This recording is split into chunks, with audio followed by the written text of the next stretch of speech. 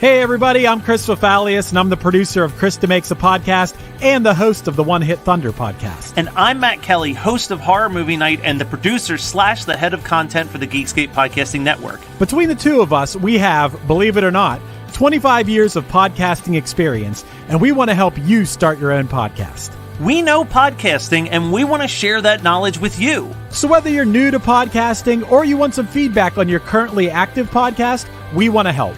Or perhaps you're just overwhelmed with all of the editing work. Well, we can help you with that also. You can contact us at info@weknowpodcasting.com for more information.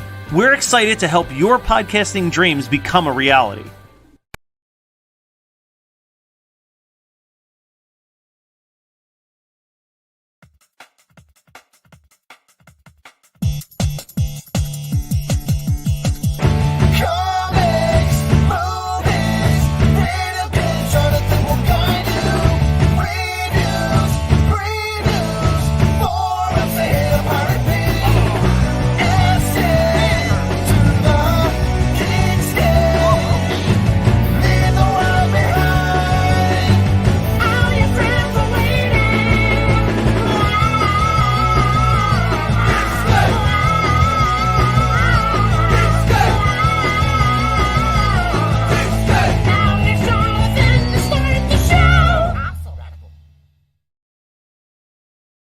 Hey, Geekscapists, welcome to a brand new Geekscape podcast. I'm Jonathan London, your host. And if this is your first Geekscape, well, strap yourselves in for some pop culture talk.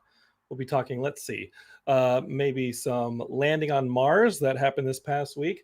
We did talk about the Nintendo Direct last week, and our predictions were all of wrong. And I think we'll be mentioning a little bit of Wanda Vision, because why not? But don't worry, if you haven't caught up, we'll save that conversation for the end of the show so you can dip out so you don't get spoiled. But really, you should be watching, because the internet is a dangerous place and it will spoil things for you. Want to just say hello to everybody. If you're watching this live on YouTube, Facebook, Twitch, or Periscope, you'd be that one person. I know Big Yanks is watching on YouTube right now. He said, "Hola, mi gente," all the way from New York. That's Big Yanks, who we talked about last week on the show, because he multiplied like a gremlin in the rain. Yes, he had a baby, little Phoenix. That's the new addition of the Geekscape network. Is Big Yanks's little baby, and we love to see the Geekscape family expanding. Oh wait, hold on, this just in. I'm listening to this. It turns out Matt Kelly just gave Big Yanks' toddler or infant a show. So that'll be coming soon to the Geekscape network. Is a brand new show hosted by Big Yanks' 3-day-old. So Matt, he's scooping them up. The second that they can make sounds, Matt's giving them a freaking podcast on the network. That's just kind of what he does. Congrats to you, Big Yanks, and congrats to your infant son for now having a new show on the Geekscape network. Speaking of shows on the Geekscape network, we've got a great show for you today. We got Maria Maloney. She's the host of I Love Trash. It's a brand new Geekscape show. And if y'all don't know anything about Marie and you're like, I don't know whether or not to subscribe to I Love Trash, she and our good friend Robert Bacon, who hosts another show here at Geekscape, they were the hosts of a podcast called Adam Sandler, Please Stop, where they went through every product Adam Sandler's ever made. His skits, his CDs, his movies, his TV shows. Did he do TV shows? I don't know. But they said, hey, man, maybe you should stop. But he's not going to stop. So I hope that they come back and do specials every time Adam Sandler makes a product. All right. A lot of love coming in for Big Yanks. People in the chat saying, congrats. Derek saying, baby Yanks. And oh, great. Matt says, get to work. Okay, so look forward to that show. Baby Yanks and Friends on the Geekscape network. That's not a real show. But I do have a real show now to do, and I can't really do that show without my hilarious coworker and co-host and the mostest. She's the hostess. That's it. That's Katie. Hey! Come save me from my run-on. You're fine, dude. You're fine. No, I just wanted to say that my pitch for Baby Yanks is pulling pranks with Baby Yanks. I think a baby prank show is what we need to have, especially podcast style, because seeing pranks is one thing, but hearing about pranks, it's another. So pulling pranks with Baby Yanks. That's my pitch. Matt Kelly, get on it. Would you be willing to co-host that show with Baby Yanks? Oh man, you know I'm gonna have to do all the talking in that show. That kid does not talk yet. Good Lord. Also, did I just hear you say the most heinous word in the world in reference to Adam Sandler? Yeah, he does skits. I hate that word, and you know it. He does, skits is short for Skittles. I'm sure he eats skits. Okay, Skittles. yeah. Maybe if you do the baby show, you and the baby could do skits together. Y'all can perform some skits. And yeah, think about it. I mean, Matt Kelly's onto something here. He says, you know what? Let's not sell it short. There was young Sheldon, there was young Rock, and there's young Yanks. And a lot of people don't know this, but there was also Everybody Hates Chris about Chris Rock as a kid. And here we had it almost saw the light of day, but there was a podcast called Everybody Hates Matt Kelly. But that's more of like a text thread, really. That's not really inside baseball. Yeah. Matt Kelly's not even on that text thread. Oh, sorry. Did I say that out loud? It's not even a show. It's just a text thread. It's just a text thread. Which I renamed because it used to be called Ways to Kill Matt Kelly. And I've realized that might become evidence at some point if anything were to happen. Times in Kellyland. Yeah. But you know what? We do have a lot to be grateful for our good friend Matt Kelly. He's expanded the network. He is head of content. Did you know that? He's the self-proclaimed head of content. Here at the Geekscape Network. That's right. That's right. And one piece of content was this brand new podcast, I Love Trash. Marie Maloney is hilarious. She's the host. I don't know what her pronouns are when it comes down to it. I don't know. Let's ask her. That's fair. Yeah, that's fair. I don't want to be like, hey, these are your assumption. All right. I'm calling you fucking Battle Cat. I don't know. I don't know what she wants to be called. I don't know. That is a great pronoun. I want to be Battle Cat now. You're Battle Cat. I'm Cringer. I think that's the way it works. Because we're two sides of the same coin here on Geekscape. We're going down this river of crap together with no oars. All right, here we go. Here come the falls. Now, actually, here comes Marie Maloney. Geekscape is put your hands together in your car. Keep your hands on the wheel, damn it, if you're listening to this in the car. But here's Marie Maloney. Marie, how are you? Hi, it's great to be here. My pronouns are she, her, and trash bin. Oh, no. Oh, wow. Wowzers.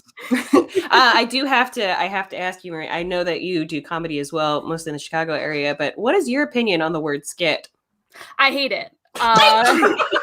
Thank you. I hate it. I mean, I did a lot of improv and sketch comedy, and sketch is the operative word. And skit is something you do like in your parents' basement with like a bunch of costume, like kids' costume. So now my next question is, what's the difference between that bullshit and what I got dragged to do when I first moved to LA and everybody took a fucking UCB class? Oh yeah, I was gonna say, were you at the Groundlings or something?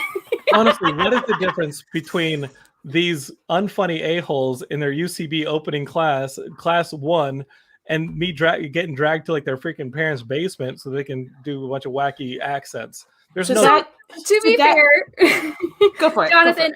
So I totally believe you that what you saw was shit, but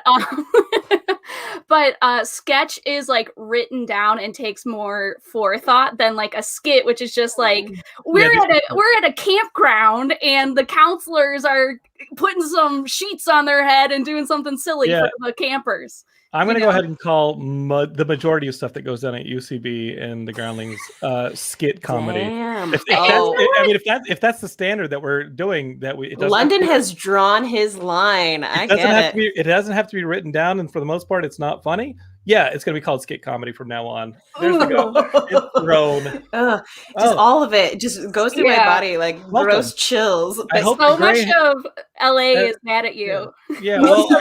Most of Los Feliz is mad at you right now. The good news is they have the Greyhound bus back to rural Indiana to think about what they did. Okay, so thank you. Good luck. Goodbye. Don't worry, they've had the entire pandemic to think about that. Listen, and I might speak for all people who have spent way too much money in Los Angeles by training, but that I would call that academia. Skits are what you do when you learn about the food groups in your elementary school classes, and sketches are time-honored, hard work, bullshit pieces that make fun of something or are poignant or just really stupid. Yeah, I mean, me and Baby Yank are gonna do a sketch show called Yank TV. I love it. Baby Yank is just gonna be a prop in every sketch I write. So sometimes he can be a football, or sometimes he's I don't know, a little seedling. Okay, I like this. This is getting dangerous. This is getting real aggressive. I like the essence of danger that you bring to the show here, Marie. You're like wild. I've got mad ideas for me and Baby Yank.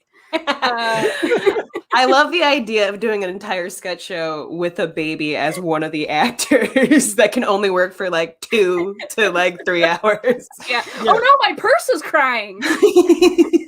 Still funnier than most of the first classes at UCB. Damn. Well, I mean, yeah, their first time doing improv. But anyway, keep going. Sorry, Matt Kelly has a question for you, Marie. True or false? The tracks on Adam Sandler's CDs are definitely skits, not sketches.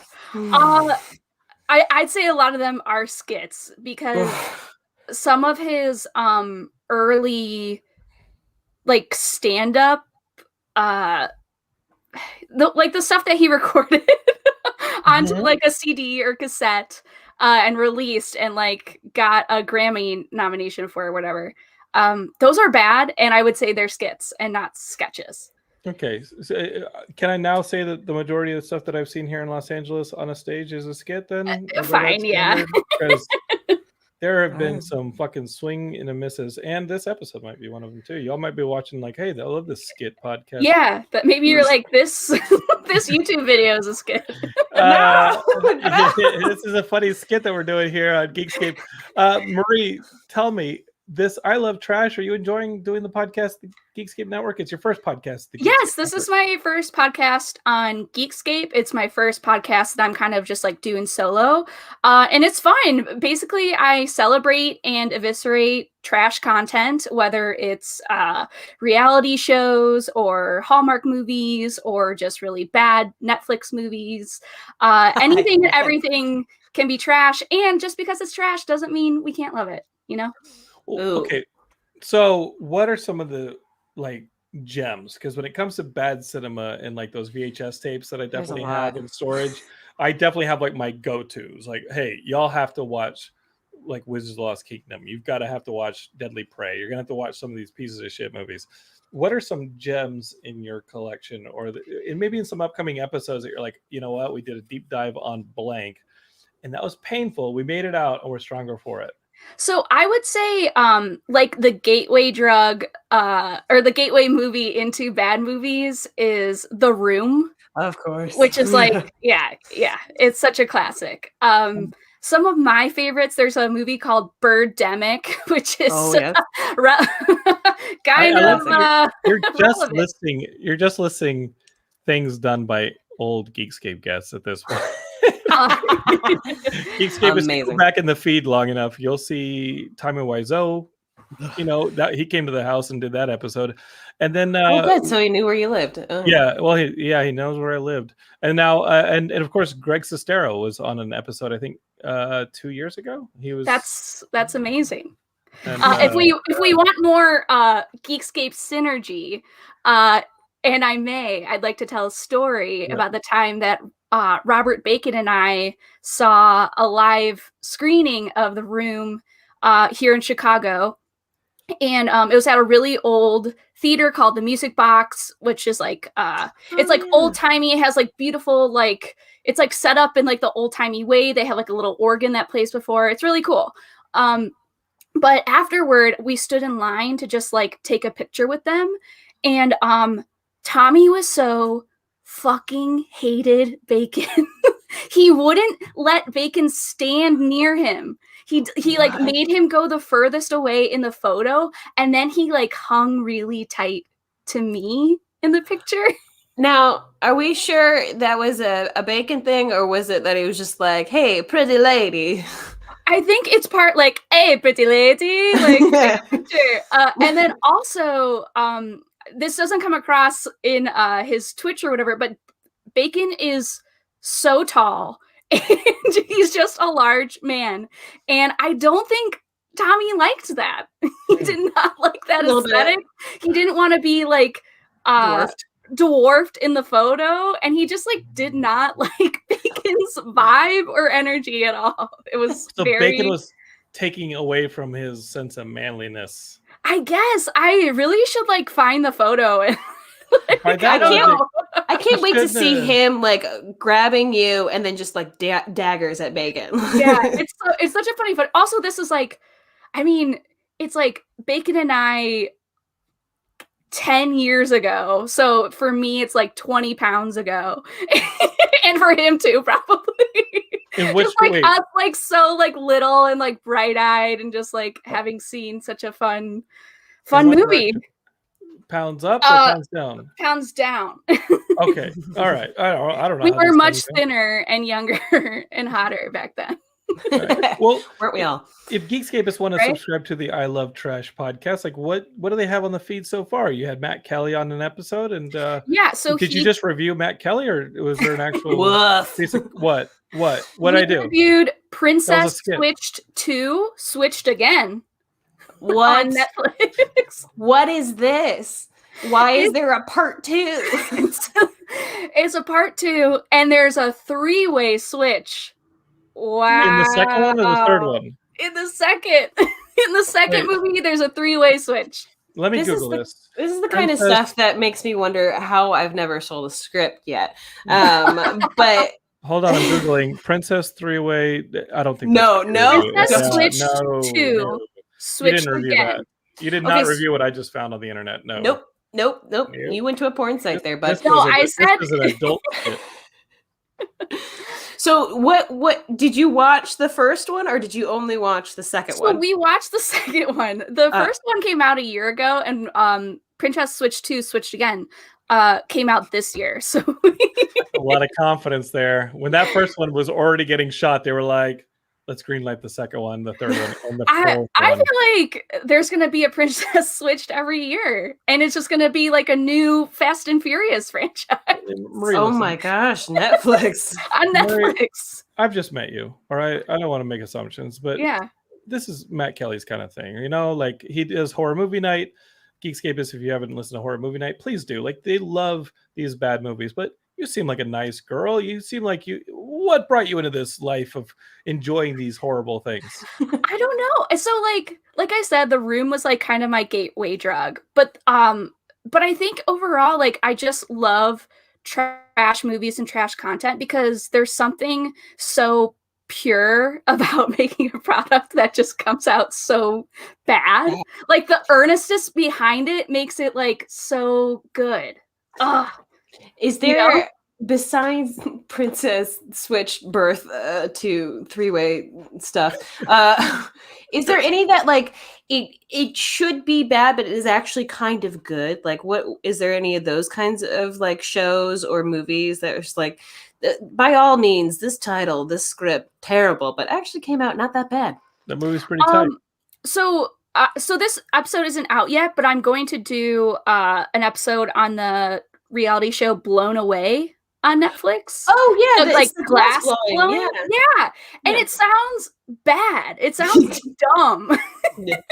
But it actually isn't that bad. It's about the art form, right? Of like glass blowing. And it's like it's a competition show. Oh, I didn't know and that. It's kind of like trying to mash up America's Next Top Model and Glass. That's one thing we need more of, right? I'll watch the glass blower like all day. I could just sit there and watch like, what are they gonna make? What are they gonna make? What are they gonna make? It's so I'll cool. watch that stuff all day. I don't know, competing for romance? Yeah, throw it up. Like I'll do it. Now on the Adam Sandler podcast, and I'm guessing Adam Sandler's still making stuff. He has more stuff coming out. He is. We're just like up to date with everything he's done. Okay. So far. Do you give movies like Uncut Gems a fair shake, even though they have Adam Sandler in them? But yes. So we will watch on Adam Sandler Please Stop. We watch all Adam Sandler content, or have, and we also have had subsequent seasons where we've watched all of Kevin James movies, all of Rob Schneider's movies. We did all the SNL films. Nice. So I have seen so much trash. So shit. earlier It's question, truly astounding. you seem like a nice girl.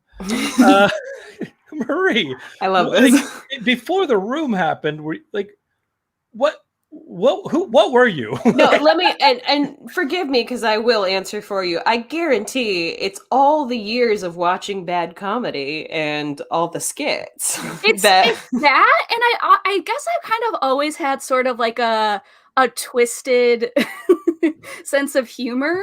Sure. And it's funny that like the little Oscar the Grouch like image is what you used for me today, because when I was a little kid, I loved Oscar the Grouch. Like I loved that he was mean. I loved that he was a grump. I loved that he loved trash. I thought it was hilarious. Marie, you and we are simpatico, as they say. Like, yeah. I get you, kid. I get you. And I'm kind of still like that to this day. Like if someone's a grump to me, it just makes me love them even more. Yeah, so that's how you met Matt Kelly. Matt Kelly is, I beat up on Matt Kelly here on Geekscape, but it's like a brotherly beat up because Matt is the most optimistic, sweet, sincere person that I know. And I found him, he just was a fan of Adam Sandler, Please Stop, and he would like write into us all the time. Aww. And we would read his stuff on the show, like just his feedback on the show. And that's how we kind of like became friends. That's how Matt became Geekscape. That's how he became the head of content. Really how it happened. He heard like the 3rd episode of Geekscape and was like, I thought it was pretty cool. And then we just started talking online. And then so what I'm trying to say is cut the cancer out now before it spreads. That's what I'm trying to say. Because this kid will get in there and he will become just trust me, he's going to nope, you got to stop now. Don't like block him on social media. Like stop returning his messages when he says, hey, Jonathan needs a guest. You know what? I can do without a guest. We don't need you to talk to him. I'm kidding. I love Matt. He is a kid brother to me. I do love him. I love him a lot. And I'm glad you're here. What would you classify as something that is unwatchable? So I've seen a movie called Fart the Movie, and unfortunately I've seen it how many times? 2 to 3. Some of it I blocked out. Well, I mean, was what's unwatchable, but you watched it 2 or 3 more times. Like, it was so bad that I needed to show other people. You really are sadistic with this. This is amazing. You're like, not only will I be not enjoying this, you won't either. Thing that will spread. It was not Matt Kelly. We should be warning people about. It's Marie. Yeah, he's calling from inside the house. Yeah, there's some. I mean, not to pimp forward in the episode. No, please. That's a new type of tribe travel. It's pimp forward. You haven't been pimped yet. Like, you will be pimped. I have some definite Agnes from Wanda Vision. Okay, got it. Yeah, I'm a witchy bitch,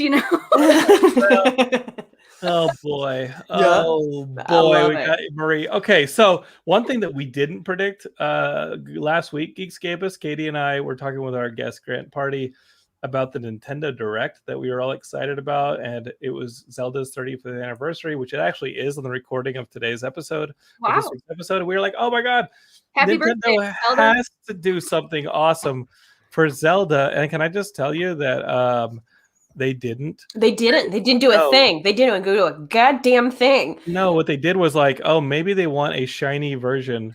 No, you know what they did? Worst Zelda game of all time. I wouldn't call it the worst. It is. Well, what's worse than Skyward Sword? Link 2 or the CD-ROM Link? Well, the Adventure of a Link? First off, I'm not counting the CD-ROM Link. That's not a Nintendo product. The Adventures of Link is terrible. There's at least a sense of exploration in the Adventures of Link. It's not a fetch quest like this one. This Zelda image has the season 1 RuPaul's Drag Race filter on it. No, that's nice. HD. Fuzzy filter. Fun fact: I was almost on RuPaul's Drag Race, or the where they glow up women. Yeah, I was almost on that. Katie, in reality TV was like, we're gonna take Katie and we're gonna try and glow her up. How dare they? You're glowing, baby. Oh, thank you. glowing. You're Thank you already very much. blown. Oh, thank you. I've been glown. But yes, I was also a very hot mess in my early 20s. Oh, those Still the heroin years. Who wasn't? Yeah, the heroin years. Yeah, when I Heroin shot up a years. lot. Yeah, no, who totally. wasn't shooting and scooting? that was my motto. It's funny that Marie didn't discover you, Katie. Like Yeah, I on know. that trash, be like, oh, it's Katie. Yeah, it's Katie in a Yeah. bag You right need now. help? She's Yeah. in 2 separate bags. Wow. Speaking of bags, yeah, no, this game, look, they released this on the 25th anniversary. It was a great game. It was an okay game. Listen, here's the thing that I loved about it. They had so many different items that were different. Like the weapons were super cool. They were different. They were unlike any of the other ones in the games.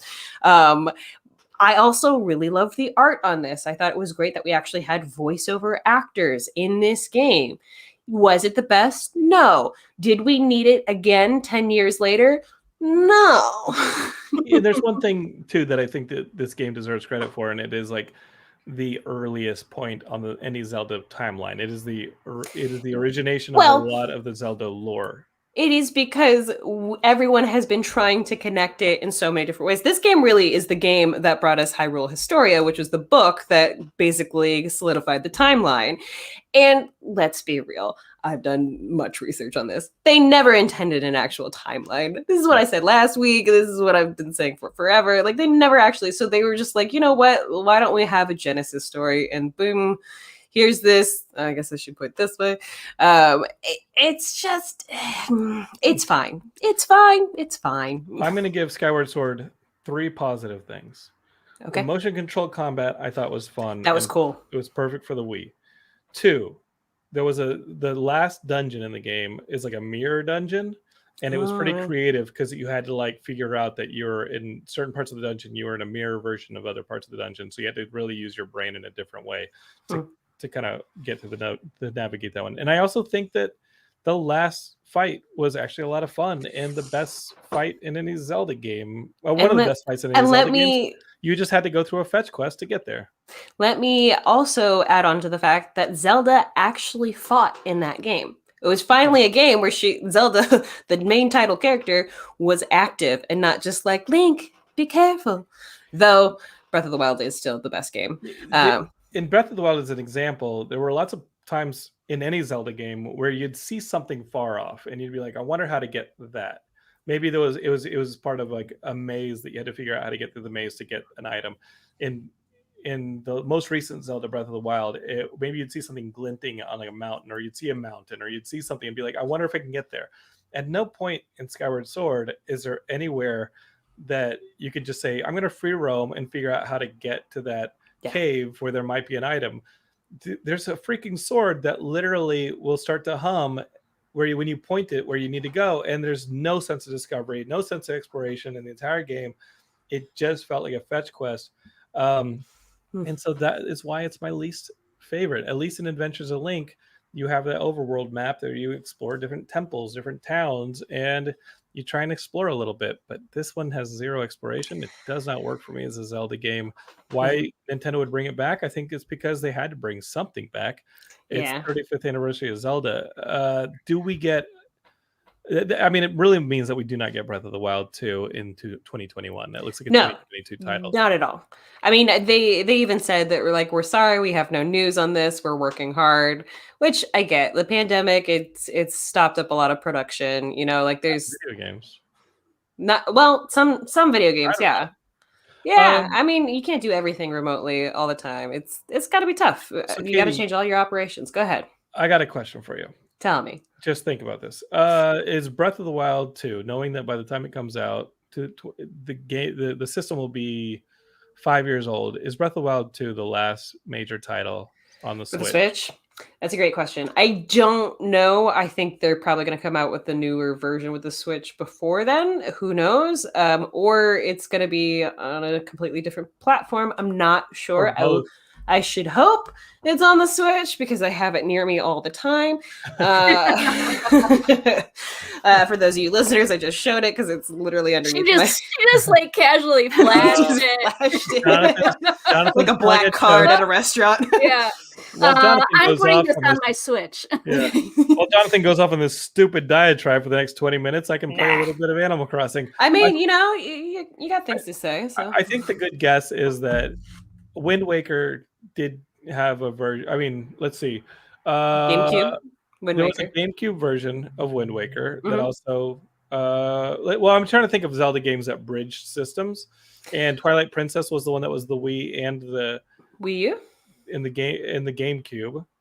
Oh, okay. There was a Wind Waker version on GameCube that came out Right. later, and Right. then Twilight Princess came out on, or no, Breath Breath of of the Wild came Wild. out on the Switch and on the Wii U. Wii U. Mhm. So I think that Breath of the Wild 2 might be a bridge game that is on the. That would be cool. Switch I or the would next be down for that. But Marie, for- have you been ever interested in like video games or anything? Well, I was just saying, Katie, that they Here's- definitely said a statement that the next system is going to be totally different than the Switch. So I don't even know Makes what the sense. fuck that would be. It's probably going to be just like a standalone system where you just plug it into your TV. Like that's what You I'm... just have to stare at rocks until they move. Yeah. Sorry, Marie. Are you at all into video games at all? So here's my thing. I've never played the Zeldas, but I would be interested in playing this if it was kind of like a Zelda and a Banjo-Kazooie Okay. crossover. Okay, I'm into this. I'm so into this. Keep Because this going. bird image is Keep really going. it's really reminding me of Kazooie. And for those who are Oh perhaps yeah, the bird. too young to remember, Banjo-Kazooie was a game on Nintendo 64. It starred a bear and a bird, and they were trying to save Banjo, the bear's sister, from a witch. From a And witch? the dialogue was incredible because it was just noises. Yeah, Hawk Marie. Yes.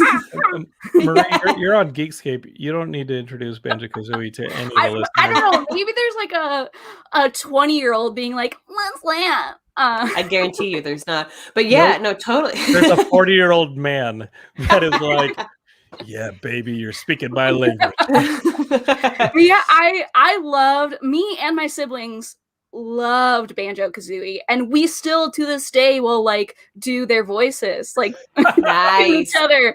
Like Banjo is like, huh, huh, huh, huh. Yeah, that's 100%. And like when this is so mean, but I'm gonna say it anyway. Like when my mom's like nagging on us, we'll do the witch noise, like rah, rah, rah, rah. Perfect. Oh, I love that so hard. Yeah, we'll just whip out the noises. There's like there's like the skeleton guys, and they're like, Yes. We'll just randomly throw a Banjo-Kazooie noise in any conversation, and it's like shorthand for me and my siblings. Like, oh yes, Ikamokum. Like, Didn't Banjo-Kazooie have like a sequel or a Kickstarter project that was like supposed to be like a spiritual successor to Banjo-Kazooie? Because I don't think I played Banjo-Kazooie since college on that N64. but And I I love love it. it much. was, at least I think it was on the Game Pass. So you can play it on Xbox now. Which You was, can? Yeah. So if you have the Game Pass, you can totally play it on Xbox One or Xbox Series X or whatever you have. Yeah. Now I don't have a single game console, but maybe I'll go get one now. I just sold you on an Xbox One. I think what we need to do is find all the trash games. Oh, that's Marie, what I like- was getting to. Yeah, like what like trash games? I don't know, Jonathan. Like you could maybe help me out on this one, but like what games are just like absolute trash that you maybe have played? Well, the thing with like the trash games is that like you can just turn them off. On a movie, I think that if Marie's wired like I am, you're like, you know what? It's You have only to keep 2 going. hours. Yeah, it's only an hour and a Right. half. I'm gonna Yeah. force myself through it. Maybe I'll see something insane. I'm gonna keep watching this movie. With a video game, if it's unsatisfying for the first 10 minutes, you just throw it away. Like Yeah. you're just like, fuck this game. I'm True. done. Because like the ET game, you're not gonna suffer through the ET game. The ET game is like a torture device. Yeah. It's unplayable in every way. You don't know what's happening in that game. And I think there are games like that. I think the equivalent would be at like the height of the Wii when there was just shovelware everywhere and people were just making games left and right. I think that's kind of like what we should put Marie through. In Oh my early gosh, that's so fun. Geekscape, we had a thing called the Gauntlet, Marie. And the Gauntlet was where we'd get together and do an overnighter watching like 5-6 movies in a row, and Oh, man. no movie could be the same genre, and no movie could be good. But you get a sci-fi, a horror, a fantasy film, a ninja film, and you just kind of get these 4 or 5 films, 5-6 films in a row. Bunch That's of so junk many food. movies. Yeah, were you just like With in just- delirium by the There's end? a reason it's called a gauntlet. It's not supposed to be easy, and you're not supposed to like.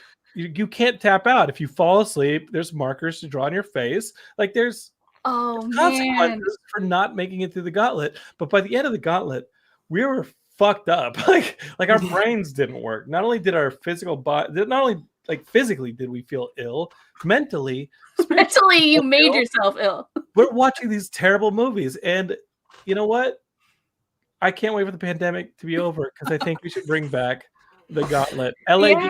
Geekscape, I think it's time to get the gauntlet back going. Katie, you're coming to the gauntlet, baby. Oh man, you're gonna draw all over my face. I fall asleep at like 8 p.m. during a movie or a TV show now. I can watch something good and fall asleep. Like I could be watching anything and fall asleep. I'm an old ass man. You Yeah. Geekscape has been listening to me for 15 years. I used to be able to do the gauntlet. Can I do it again? I think I'm gonna have to fucking train for it.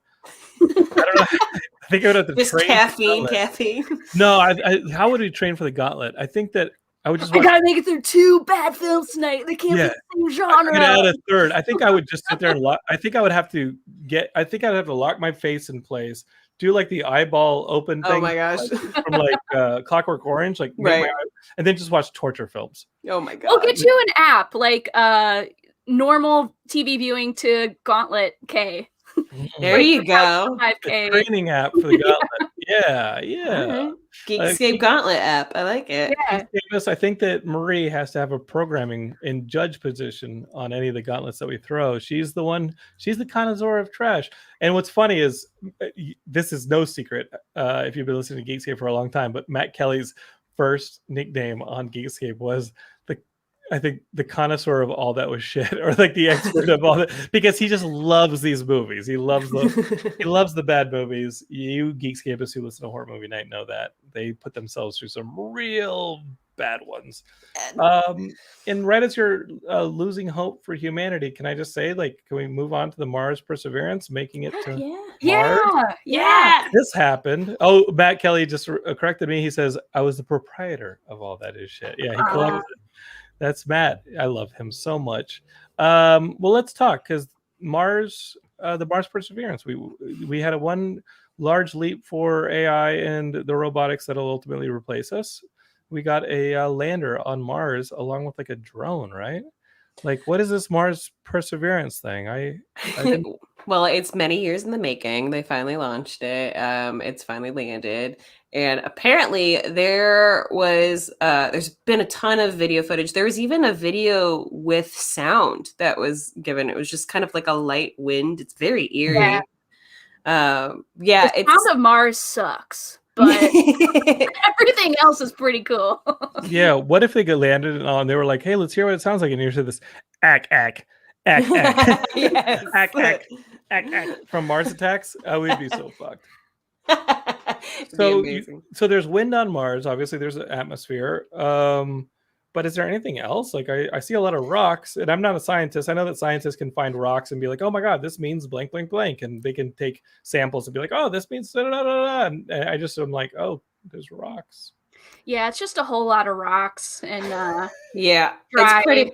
dry, like arid terrain. Like when you do the view of it, it kind of feels like how I felt about looking at Arizona when I grew up there. I was just like, this is just a desolate wasteland with no water. And Are there it's cool. Are there less racists on Mars, or are they just about? There are. I think so. Per Yeah. capita, they haven't found any life yet. So fingers crossed that it's somewhere. not unlike some parts of Arizona. Yeah, exactly. My goodness, trust me. I grew up there.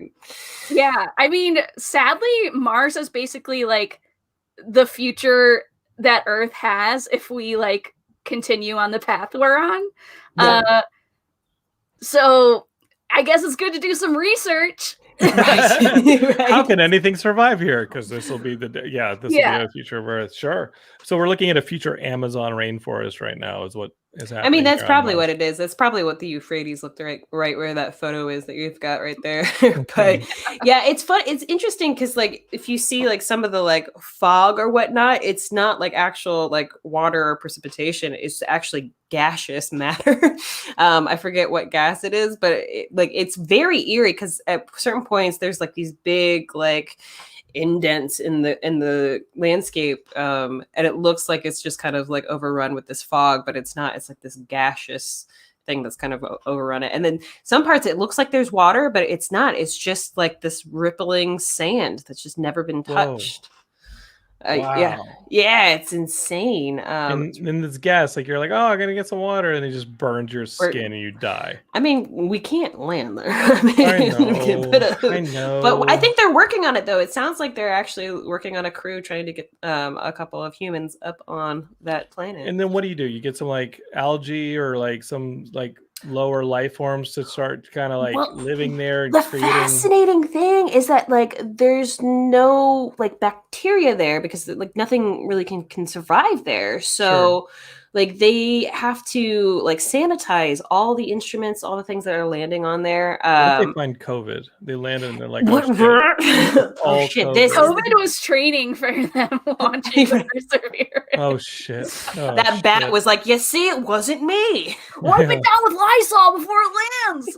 So, Katie, you were saying before I said something stupid as hell. I don't know. I can't. You can't number the amount of times that. Good. I lost count, but no, it's a completely sanitized or needs to be sanitized landscape.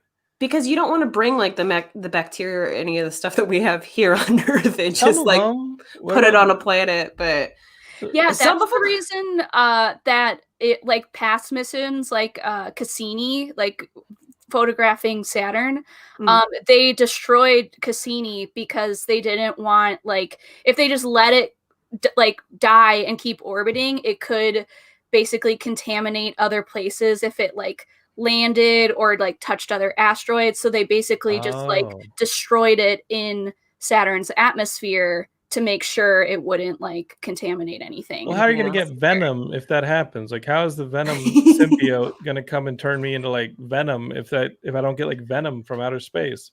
Speaking of trash movies, have you seen Venom? I haven't. Oh, that might be a good one for you to watch. Yeah, if you want to start talking Geekscape, you got to get on that Venom. Venom is. Let me write that down.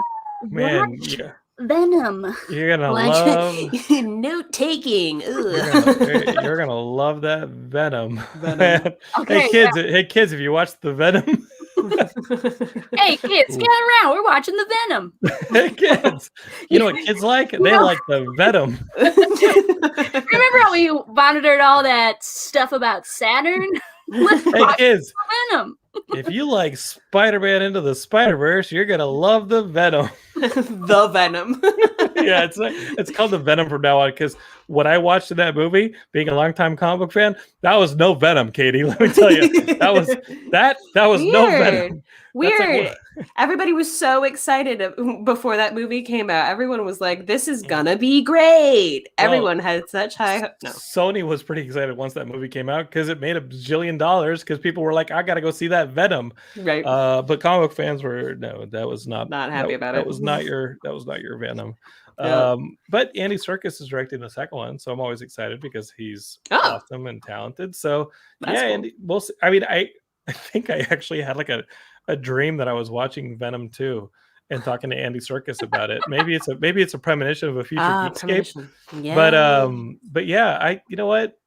I'm always hopeful when a new superhero movie comes out. I'm like, maybe they'll get to it and maybe it'll be pretty good because Ang Lee's Hulk. I was like, Ang Lee, James Seamus, a brilliant cast of actors. What can go wrong? A lot, it turns out. Wow. Okay. Marie, if you haven't dipped your toe into the terrible superhero universe, those can be pretty bad. I don't know if that's even going to be enjoyable trash. What are the terrible superheroes? The Venom. Besides the Venom. Green Lantern, that's a terrible one. Oh, okay. You literally are taking notes, and I'm so excited about this. Oh man, what's another good I'm not terrible saying- one? Isn't that the first Hulk bad? That's what I said. That's the one. Yeah, the Ang Lee Ang Lee. Yeah. That's why we got a different Hulk for all the actual Fantastic- Avengers. The Fantastic Fours. But they didn't even want to go back and do the Hulk movies. They're just like, okay, he's a guy. He's a guy and he's The- here. He's a guy. He's green. The crazy thing about the Hulk movies is Universal owns the Hulk movies, and Disney has to play ball as long, or Universal has to be a part of it as long as it's a Hulk standalone film, which is why the Ed Norton Hulk film happened at Universal, even though it's part of the MCU technically. And so because of the whole old NBC Incredible Hulk TV show, Lou Ferrigno, Universal NBC is still a part of NBC Universal is still a part of the Hulk license. And as long as the Hulk keeps getting made, Universal gets a piece of it. But I'm that's drawing The string theories. totally. That's why you're not going to get a standalone Hulk movie, is because Universal and not Disney would make a lot of the money off of it. But Hulk can be a part of the Avengers movie. There's only one other superhero that Universal has the strict rights for, other than the Hulk. It is Namor the Submariner. So I'm sorry, who? Namor the Submariner is like Aquaman in the Marvel universe. Oh, gotcha. So The Submariner. Namor's Okay, so you got your Mariner. Yeah. Yeah. And then you have your Submariner. I mean, you've got your Marines and you got your submarines, right? So Yeah. like, it works. They go under the marine layer. It was the 40s. I mean, it was the 40s, and he But fought Hitler with Captain America. There is nothing more heroic than a name with a qualifier sub. You know? That implies that there's a Dom Mariner. Oh, a Tom Mariner. So there's a Dom Mariner. So, yeah. What's funny, I mean, the thing is, Marvel's going to no doubt make a Fantastic Four movie now that they have the Fantastic Four in-house. And there's going to be a Fantastic Four movie.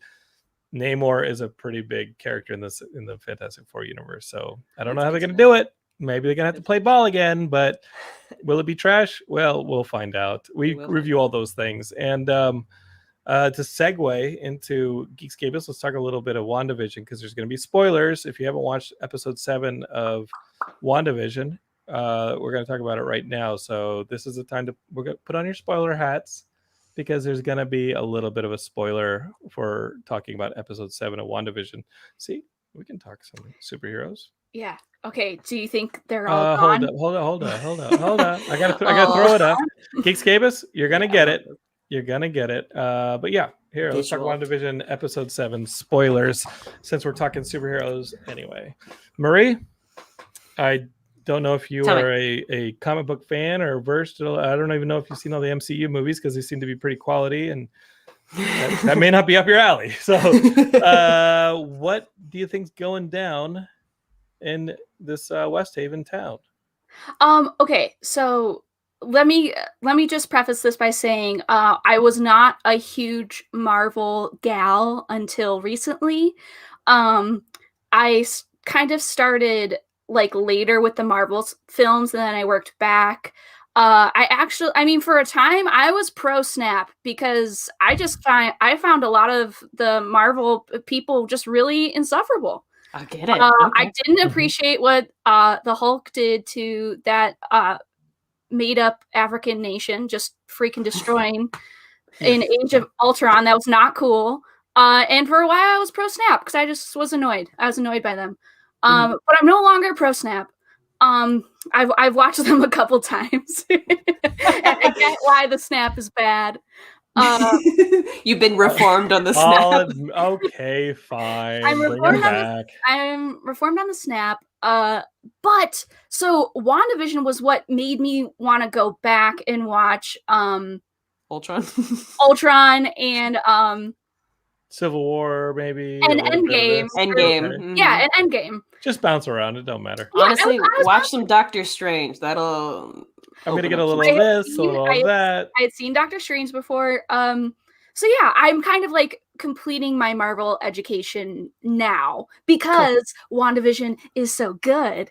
And I'm just so excited about Catherine Hahn. Like, I know, right? So good. Freaking, like, oh, she's so good. What did I? What? When was the first time? Do y'all recall the first time y'all saw Catherine Hahn? For me, I think it was in a David Wayne film. I think. Ooh, which one? David Wayne did a movie and it I had love David Wayne. it had Jennifer Aniston in it and Paul Rudd, and they go and they live on like what are they, like a commune. They leave the city, they live on a commune. I think it's a David Wayne film. It's definitely the whole David Wayne group of actors, right? Oh, yeah, I know what movie you're talking about. And Catherine I think Hahn's it's called in like it. Wanderlust. It's called Wanderlust. That's exactly the movie. Oh, I've never seen that movie. And that was the first time I saw Catherine Hahn, and I was like, yo, she goes for it. This is somebody who definitely came out of sketches, not skits. I remember her from How to Lose a Guy in 10 Days. She was the quirky best friend, and I was like, she is me. Yep. I will never be an ingenue. I will never be a leading lady, but that bitch right there. Yeah. Well, I think she deserves the cult status. Those are the roles I need to go for. Yeah, she's getting the cult status now, big time, and I think she's deserved it for a long time because she's awesome. She's amazing. Such a great career. Like, that is a career to be envied because, like, I mean, now she's getting like tons of accolades and more I guess recognition.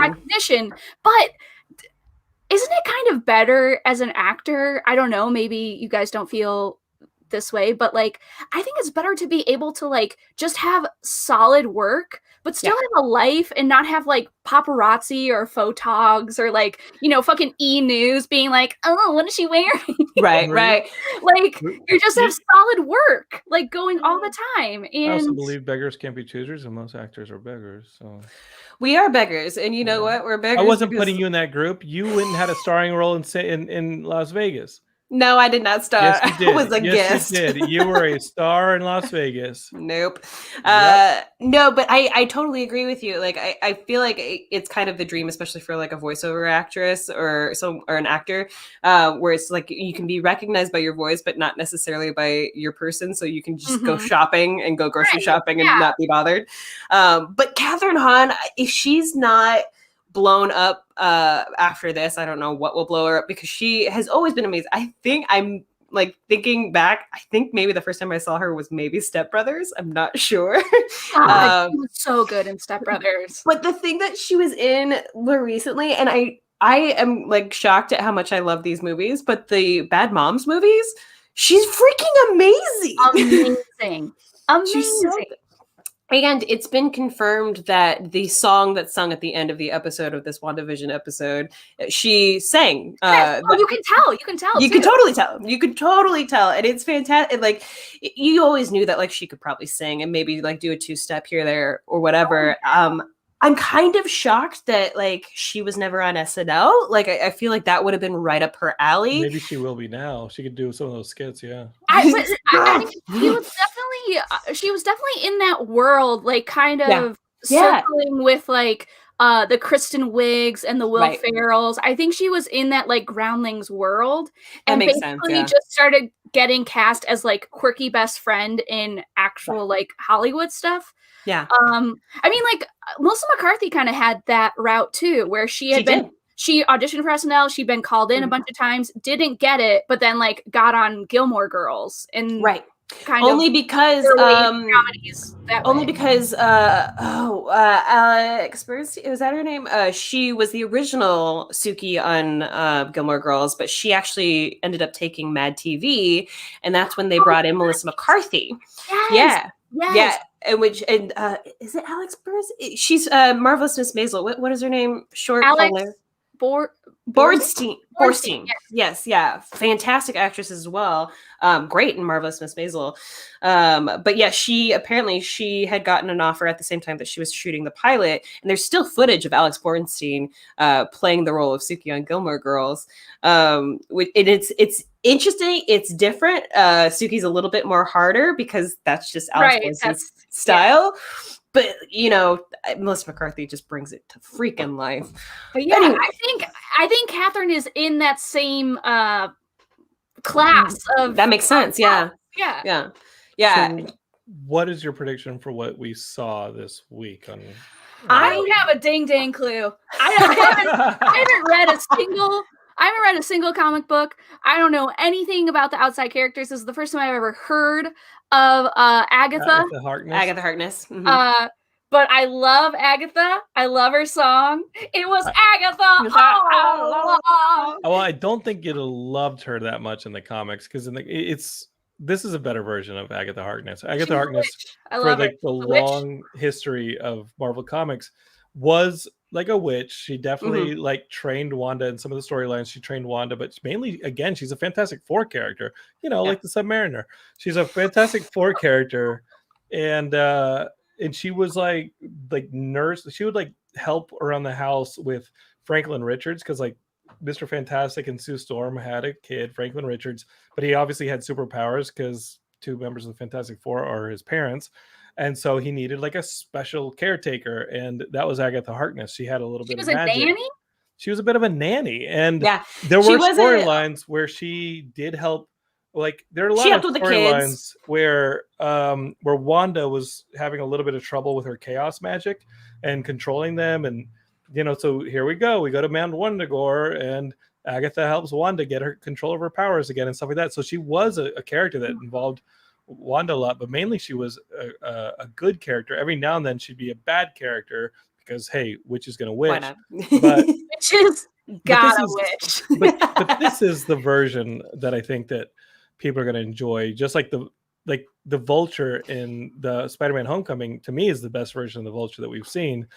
The Michael Keaton version, because the one on the comics is like an old man, like Toomes is like an old man who runs around like Ben Kingsley, but more frail than Ben Kingsley, and this is the perfect version of Agatha Harkness. I think she's a villain and she's a witch. I still think we have a couple more surprises in store. We've only got 2 more episodes, and they're supposed to be pretty big, hour long, if I'm not mistaken. And I think because we keep mentioning Fantastic Four, I think something's going to happen with that. I do think that there's still more surprises in store. I love that Kathryn Hahn was revealed as Agatha Harkness. I think there's still something else. You think there's a bigger bad? I think there's either a bigger bad, or there's one other piece going on that we still haven't figured out yet. Okay. So the questions I have are, tell me. We've got characters on the inside now that know what's going on, right? I love Monica Rambeau. I love what they're doing with I think the character's name is Photon, Proton. Well, that character, And I love that they put her in the costume, right? Right. I love that they put her in the costume. She can be she's a version of Captain Marvel, like she's been Captain Marvel in the comics. Monica Rambeau's ready to kick some ass. Got it. Pietro, Quicksilver, is he reanimated corpse? Because we saw in the episode ago that he has the bullet holes from Age of Ultron, even though it's a recasting. Is Pietro dead? I think it's a recasting because it's an illusion. It's an illusion. So there's no Pietro. I don't think there is a Pietro. I think it's interesting because it's the Fox's version of Pietro. So I think that's. But like. Also, what was the commercial? Again, we got to be paying attention to those stinking commercials, which was so fantastic, that commercial, because it was like a depression drug deal. Right? Yeah, that was so fun. Honestly, this one was a depression. This week's was a depression drug. The depression one, which I legitimately thought we were watching an episode of TV, and I was like, "Oh, great, we should probably mute this." And then I was like, "Wait a minute, this is not real." For Nexus, which is DJ. Thank you very much. Which is a point at which the multiverses connect, and we already know that Wanda is kind of a nexus for all of these. So the fact that we have a Fox version of Pietro coming in, even though it's an illusion, I think that it's like the multiverses are starting to clash in words. Is he gonna stick? So I'm trying to think of what is gonna stick. Okay, so Pietro might not stick. The kids are gonna stick. I'll tell you, the kids are gonna stick. Yeah, they'd have to. I would imagine. Will Vision stick? No. I don't think so. You think so even though managers and agents in Hollywood got notices that they're casting season 2 of WandaVision, I know. What is that? I'm so fascinated by maybe it won't be called WandaVision when all is said and done, but the spoiler is that there's going to be a second season, quote unquote, of WandaVision, because notices went out to agents and managers that they're going to start casting soon. and to start prepping their talent. And I think, and I know that in Doctor Strange, the sequel to Doctor Strange, the kids that play Billy and Tommy are in that film. So they're cast in there. Okay. My best guess is that we're going to see Benedict Cumberbatch maybe in episode 8 or 9 helping to get this whole thing under control. Well, And there is we'll a commercial. Here's some spoilers. There is a commercial where you see the back of, very briefly, a silhouette, the back of what appears to be Doctor Strange, but it's from the actual Doctor Strange movie. Mark and I watched it this last weekend, and I forget what commercial it was. In one of the earlier episodes of Wanda Vision? No, it's a commercial for Wanda Vision, and it's like scenes from like next week's episodes or something. And clear that, yeah, probably best because they do spoil some things sometimes. But like it's literally the shot from Doctor Strange, just him walking up some stairs. I think right after he gets the cloak. So it feels like we're probably going to see good old Betty Boy. Yeah. So here we go. We got episodes 8 or 9. They might 8 and 9. They might be an hour long. I don't know if that's like confirmed or not. I think that it. I mean, but we've got potentially Doctor Strange teaming up with Billy and Tommy and whatever Vision is going on here, and Monica Rambeau to help Wanda expel Agatha.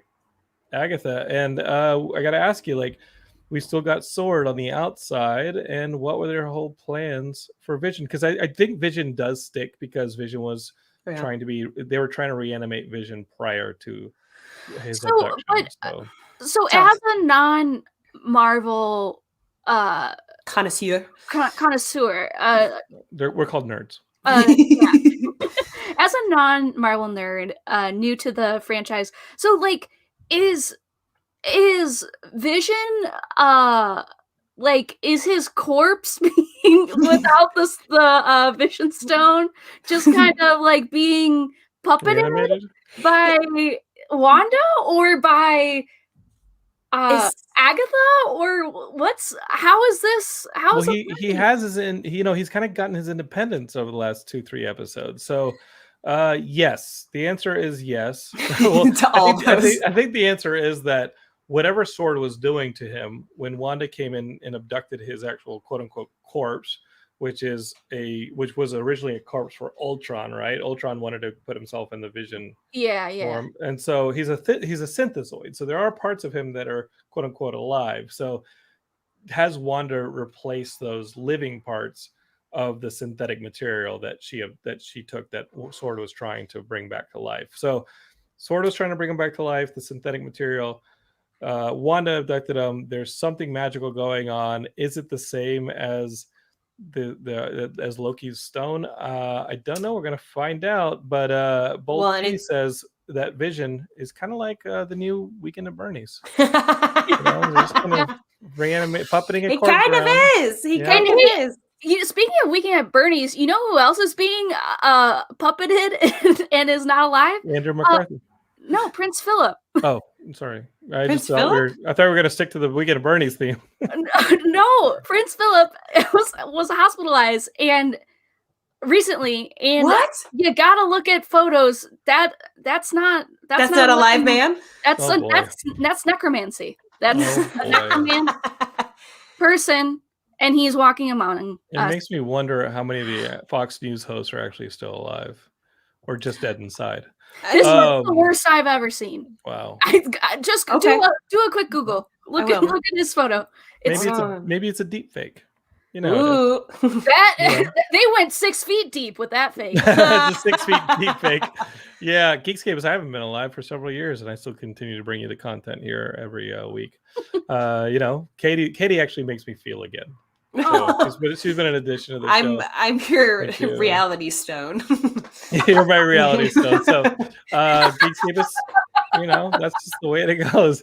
All right. So Geekscape, we got some missions for you till we see you next week. All right. Mission number 1. You are going to subscribe to I Love Trash on whatever podcatcher you've got and listen to this Marie Maloney navigate the waters of filth with you as a guest. Okay, let Marie be your guide. We're in it together. Wade through that trash. It's like dumpster diving in audio form, and she's like your fellow, hobo.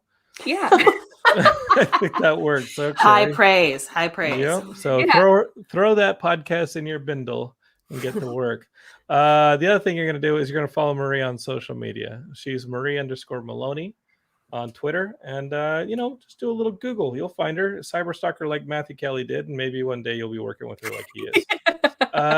You can also follow Katie at LSassyPants.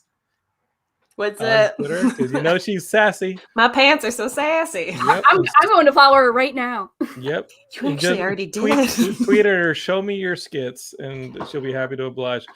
And of course, we're Geekscape. You just search for Geekscape.